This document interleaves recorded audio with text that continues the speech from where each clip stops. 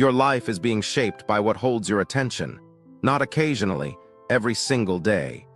What you repeatedly focus on is quietly becoming your thoughts, your mindset, your habits, your reality, and eventually your future.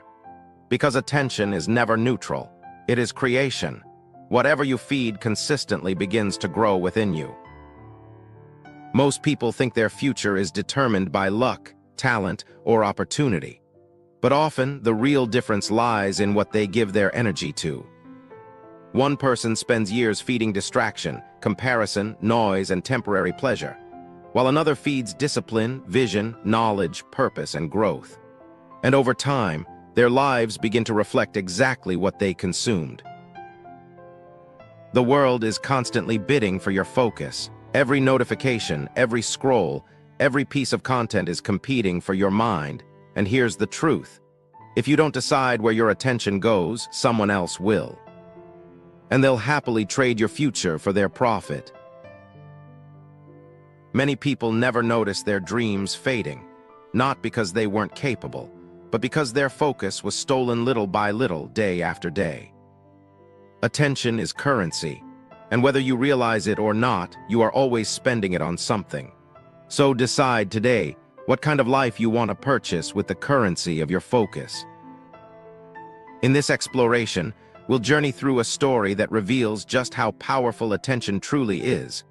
Along the way, we'll uncover powerful new words woven seamlessly into the narrative, allowing your vocabulary to expand naturally as the story unfolds.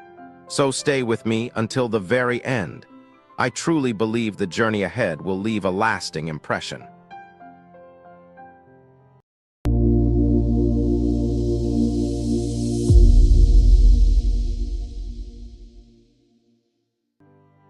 Daniel was the kind of man people admired from a distance. The kind of man who always looked important, always moving, always typing, always rushing somewhere. His phone vibrated like a second heartbeat. His laptop never truly closed, and his calendar looked like a battlefield of obligations. To the outside world, Daniel was successful. But success can be deceptive. Sometimes what looks like purpose is only perpetual motion, an endless cycle of movement without meaning. Every morning Daniel woke before the sun.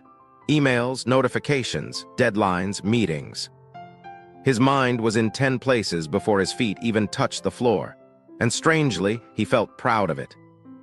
Because in a world addicted to urgency, busyness often masquerades as significance. It creates the illusion that exhaustion is proof of importance. "Dad, are you listening?" His daughter's tiny voice interrupted the avalanche of noise. Daniel muttered, eyes still glued to his screen. "I said my play is tomorrow night." She smiled nervously. "You're coming, right?" Daniel finally looked up. For a brief moment, he noticed the hope in her eyes, the kind of hope only children carry. Pure, fragile, incandescent. "Of course I'll be there," he replied quickly. "I wouldn't miss it for the world." But promises are easy in the present. Keeping them requires attention, discipline, and intentionality. The next evening arrived.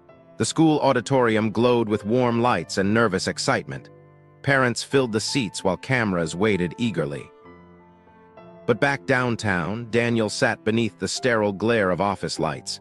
His inbox overflowed. His fingers moved frantically across the keyboard.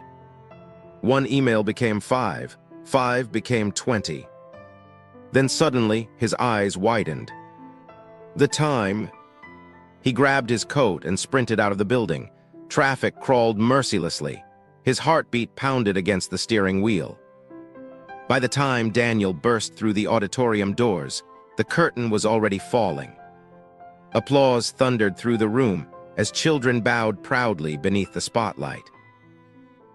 His daughter spotted him instantly. For 1 second, her face lit up. Then she realized he had missed it again. Still, she smiled politely. But disappointment has a peculiar silence to it. It doesn't scream. It retreats quietly into the corners of the heart, where resentment slowly begins to grow. "Did you see me?" she asked softly afterward. Daniel hesitated. "The ending," he whispered. "Oh," she said softly. Just one word, but somehow it carried the weight of abandonment. At work, Daniel became legendary for multitasking. He answered messages during meetings, joined calls while reviewing spreadsheets, and typed emails while people spoke to him. Co-workers called him efficient, but efficiency without presence is often just fragmentation. Daniel's mind was perpetually divided, scattered, disoriented, and pulverized into 1,000 tiny distractions. His concentration had become so fractured that even simple conversations felt incomplete. Months later, a major promotion opened. Everyone expected Daniel's name to rise to the top. Even Daniel expected it. But during the announcement meeting, his name never came, not even once. Afterward, he stormed into his boss's office. "I don't understand," Daniel snapped. "I've worked harder than everyone here." His boss sighed heavily. "Daniel, you're busy, but you're never fully here.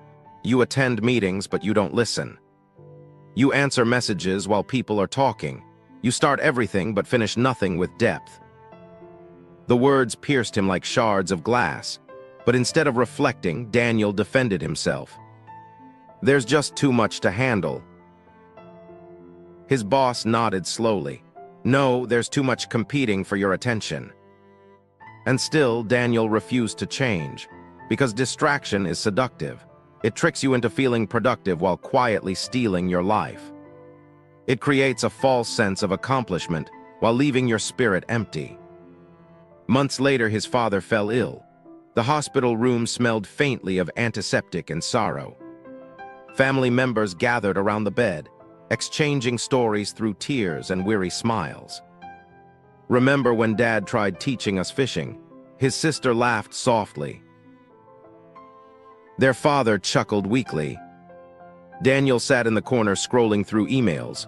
Swipe, tap, reply, half listening, half present. His father looked toward him. "Danny." Daniel glanced up briefly. His father smiled faintly. "You remember that camping trip we took when you were 12? Daniel's phone buzzed again. Sort of." His father nodded slowly, but something in his expression changed. A quiet resignation. As though he suddenly understood that his son had already drifted somewhere unreachable. That night, Daniel stayed at the hospital physically, but mentally he remained imprisoned inside glowing screens. And a few days later, his father passed away. Daniel stared at the polished casket, and suddenly, a horrifying realization surfaced. He couldn't remember their last real conversation. Not the distracted exchanges, not the rushed replies. A real conversation. He searched desperately through his memories, but found only fragments, because attention is the architect of memory. What we fail to truly notice eventually dissolves into oblivion. Years unfolded quietly after that, not catastrophically, just gradually. His daughter stopped asking him to come, then she stopped calling as often. Then eventually she stopped expecting anything at all. Coworkers surpassed him, friends drifted away. Conversations became shallow and mechanical. People learned something painful about Daniel. He heard words, but rarely presence. Daniel's life became cacophonous, filled with endless noise, but empty of intimacy, warmth, and meaning. The chaos around him had become so relentless that silence itself began to feel unfamiliar. Then one morning everything changed. He woke up to silence. No buzzing notifications, no ringing phone, no urgent meetings, no overflowing inbox. Daniel sat at the edge of his bed staring at the pale morning light leaking through the curtains. Retirement. He had spent decades racing toward this moment, freedom. And yet he felt hollow, like a man who had arrived at the destination only to realize he had missed the journey entirely. He walked slowly through the house. Photographs lined the walls. His daughter as a child, birthday parties, vacations, family dinners. Entire chapters of life captured in frozen frames. Moments he had technically attended but never fully lived. The realization was agonizing. He picked up one picture from the school play. His daughter stood smiling in costume, and there, blurred in the background near the doorway, was him. Late. Daniel sank into a chair, and for the first time in years he reflected honestly. He finally saw the pattern. Every distraction had cost him something priceless. His daughter's childhood, his father's voice, his friendships, his peace. Not lost all at once, but little by little, day by day. And then Daniel understood the cruel truth. Life rarely slips away in one dramatic moment. It disappears quietly, in missed conversations, ignored moments, and divided attention. Human lives are not usually destroyed by catastrophes alone, but by neglect repeated over time. Your attention shapes your life. What you focus on grows, what you neglect fades, so protect your attention carefully. Because screens will demand it, noise will fight for it, distractions will consume it.